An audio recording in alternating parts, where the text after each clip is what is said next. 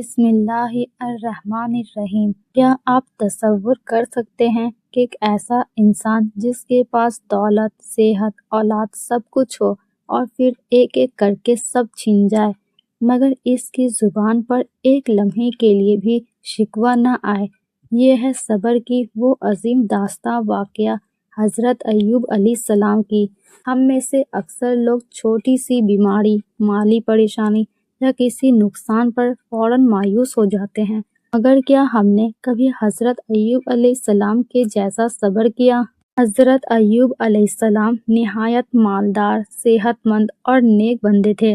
اللہ تعالیٰ نے انہیں بے شمار نعمتوں سے نوازا تھا، لیکن پھر اللہ تعالیٰ نے ان کا آزمائش لیے، مال، اولاد، صحت سب چھین لیے، شدید بیماری میں مبتلا ہو گئے۔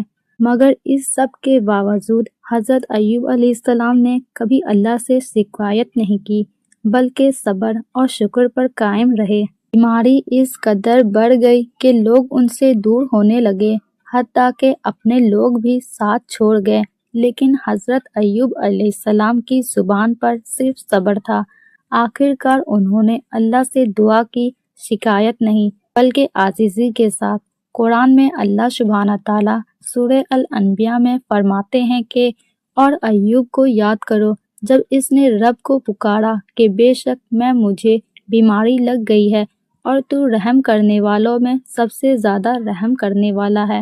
اللہ تعالیٰ نے حضرت ایوب علیہ السلام کی دعا قبول کی اور حکم دیا۔ قرآن میں اللہ سبحانہ تعالیٰ سورہ صاد میں فرماتے ہیں کہ اپنا پاؤں زمین پر مارو، یہ نہانے کا اور پینے کا ٹھنڈا پانی ہے۔ جیسے ہی حضرت ایوب علیہ السلام نے ایسا کیا، اللہ نے انہیں مکمل شفا عطا فرمائی اور ان کی ساری کھوئی ہوئی نعمتیں پہلے سے زیادہ عطا کر دیں۔ اللہ تعالیٰ نے قرآن میں حضرت ایوب علیہ السلام کے صبر کی تعریف کی۔ قیامت کے دن ان کا ذکر صبر کی مثال کے طور پر کیا جائے گا۔ ہمیں اس واقعہ سے یہ سبق اور نصیحت ملتی ہے کہ صبر ہر مشکل کی کنجی ہے۔ اللہ اپنے بندوں کو آزماتا ہے لیکن اکیلا نہیں چھوڑتا۔ سچی دعا کبھی رد نہیں ہوتی۔